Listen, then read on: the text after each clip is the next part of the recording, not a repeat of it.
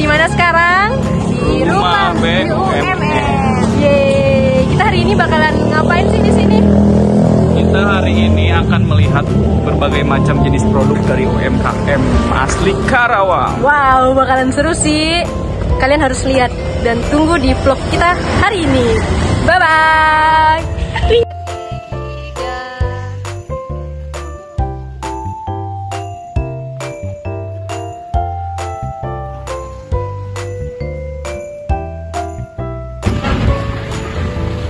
Hai, sekarang kita sudah sampai di pintu masuk rumah BUMN.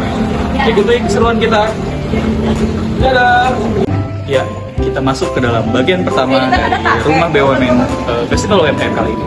Di sini terdiri dari kue-kuean, ada kue, ada sambal ulek teman-teman, ada cireng. Nah, buat teman-teman sekarang kan lagi musim hujan, mungkin bisa digoreng cirengnya. Oke, mari kameramen. Nah, di sini ada keripik singkong. I love Karawang keripik singkong News. Nah, di sini juga ada kerupuk beluntas, kriuk. Di sini pokoknya terdiri dari makanan ringan, teman-teman. Nah, teman-teman bisa lihat di sini. Ada steak jinten, ada seblak. Nah, buat teman-teman yang malas ke tempat seblak, di sini bisa beli frozennya ya, bisa beli kemasan ringannya. Teman-teman tinggal rebus lalu makan di rumah dengan nikmat. Oke, di sini ada camilan pangginang, di sini ada wawiwi seblak rempah. Oh, ada keripik pisang, ada macam-macam di sini. Nah, di sini juga ada Mustafa Twins, yakni ini tuh kentang kering yang bisa dimakan sama nasi atau cemilan langsung, teman-teman. Baik, ini adalah penampakan makanan ringan yang ada di Festival UMKM Karawang. Bagi teman-teman yang ingin datang, silakan. Oke guys, sekarang kita di stand pernak-pernik dan juga fashion. Di sini ada seperti kunci mobil bisa, kunci motor juga bisa nih. Sendirian ada dua warna juga, warna hitam dan warna coklat sesuai dengan kesukaan kalian semua nih. Di sini juga ada ID card yang ya ini buat mahasiswa boleh, buat orang kerja juga boleh nih. Keren kan? Motifnya tuh keren ya. Terus di sini juga ada topi nih. Yang suka mantai mungkin mantai di Karawang atau Karawang kan panas banget. Pakai ini tuh kayak lucu banget kan?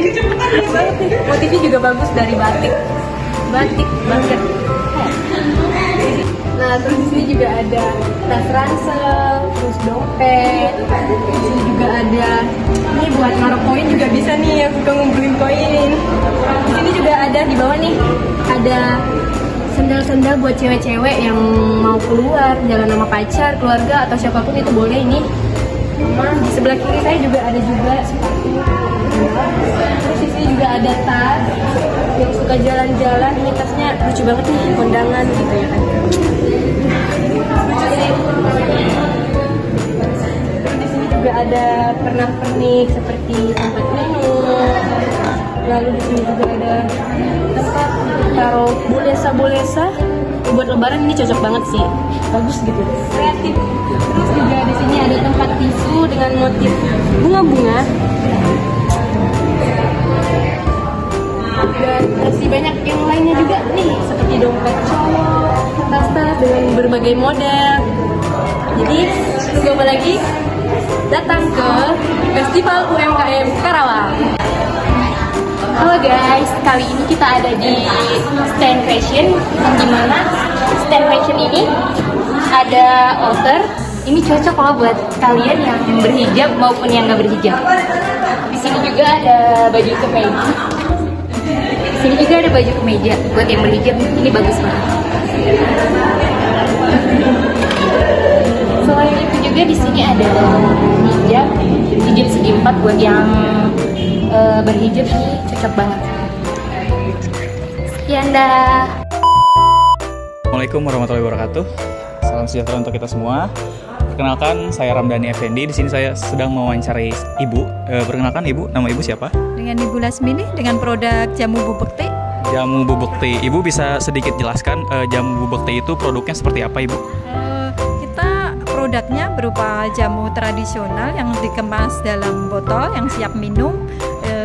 Jadi ada beberapa varian dan di sini yang best sellernya ada 4 varian. Jadi ada kunyit asam, beras kencur, jahe merah, dan gula asam. Jadi kemasan jamu yang dikemas lewat botol ya Ibu Iya, ya? betul. Biasanya tahan berapa hari ya Ibu kalau soal jamu itu? Kalau jamu bikinan saya itu untuk di suhu ruang bisa tahan sampai 1 minggu. Kalau di sokas bisa sampai 2 bulan tanpa bahan pengawet. Kalau boleh saya tahu, sebenarnya apa sih alasan Ibu membuat jamu kan biasanya di tukang jamu biasa Ibu ya kita kenal ya. Alasan Ibu membuat jamu di botol dan dipasarkan gitu ya Bu? Iya, iya. Gini, awalnya saya dari pengalaman pribadi ya, saya itu awalnya minum jamu, jamu gendong itu saya rasa kurang higienis ya. Jadi kalau misalnya kayak gelasnya itu dicelupin di tempat ini ya, cucian piringnya, cucian gelasnya kurang higienis gitu. Jadi dari situ terus saya untuk konsumsi sendiri awalnya untuk minum sendiri, dan karena bikinnya itu banyak jadi dibagi-bagi awalnya gitu. Terus udah gitu pada cocok dan suka gitu. Terus dari tetangga, dari teman diminum suka, alhamdulillah pada pesan gitu. Udah pesan terus kita bikin, dan alhamdulillahnya setelah itu ada pandemi yang disarankan untuk banyak minum jamu. Oh, iya, iya. Dan itu bersyukur sekali saat itu langsung pesanan banyak. Selama Ibu menggeluti bisnis UMKM jamu ini, hambatan apa aja sih Ibu yang pernah Ibu terima atau pernah Ibu alami? Kalau untuk saat ini saya hambatannya itu sih mengenai untuk izin BPOM ya. Soalnya kalau minuman kan memang harus BPOM, nggak bisa PIRT ya, harus BPOM. Nah, sedangkan untuk BPOM sendiri kan harus syaratnya banyak, misalnya tempat produksi harus terpisah gitu, dan itu memang karena saya UMKM baru, jadi tempat produksinya saya masih disatuin sama dapur. Tapi meskipun begitu sih saya kalau misalnya kondisi produksi kita untuk saat produksi kita emang off untuk memasak di dapur gitu. Jadi gitu. Ibu terima kasih atas waktunya, mohon maaf mengganggu, semoga UMKM Ibu senantiasa bertambah maju Ibu, amin amin. Terima kasih. Sekian wawancara dari saya. Wassalamualaikum warahmatullahi wabarakatuh. Pada tahun 2045, Indonesia akan mendapatkan bonus demografi, yaitu jumlah penduduk Indonesia 70%-nya dalam usia produktif atau dalam usia 15 tahun sampai 64 tahun. Sedangkan sisanya 30% merupakan penduduk yang tidak produktif atau dalam usia di bawah 14 tahun dan di atas 65 tahun pada periode tahun 2020 sampai 2045. Jika bonus demografi ini tidak dimanfaatkan dengan baik, maka akan membawa dampak buruk, terutama masalah sosial seperti kemiskinan, kesehatan yang rendah, pengangguran, dan tingkat kriminalitas yang tinggi. Melihat dari fakta yang akan dihadapi Indonesia, maka bonus demografi memang tidak bisa dihindari. Berdasarkan kondisi tersebut, muncullah beberapa pertanyaan seperti bagaimana sumber daya manusia yang berperan sebagai entrepreneur UMKM dalam perspektif membangun manajemen sumber manusia dalam mempersiapkan Indonesia Emas.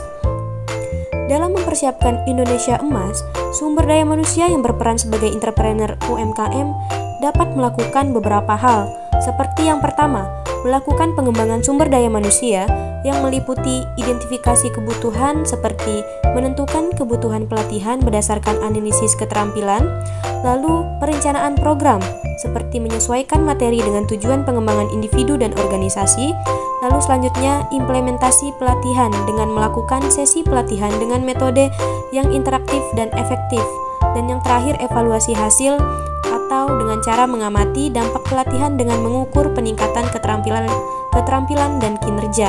Dengan begitu, maka sumber daya manusia dapat dikembangkan lebih baik.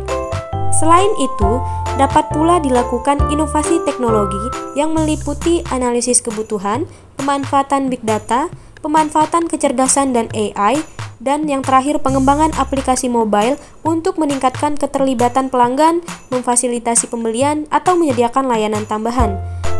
Untuk pertanyaan terakhir yaitu, bagaimana peranan generasi bangsa dalam mensupport UMKM? Ada beberapa peranan generasi bangsa dalam mensupport UMKM, yaitu yang pertama, pembelian produk UMKM, yang kedua, pemberdayaan UMKM melalui pelatihan-pelatihan, yang ketiga, akses keuangan, yaitu dengan memberi kemudahan dalam memperoleh kredit, Yang keempat, promosi dan pemasaran dengan membantu UMKM mempromosikan produknya. Yang kelima, penggunaan teknologi yang lebih canggih. Dan yang keenam atau yang terakhir, kebijakan pendukung. Dengan cara mendorong pemerintah untuk menerapkan kebijakan yang mendukung UMKM seperti pengurangan beban pajak dan penyederhanaan regulasi.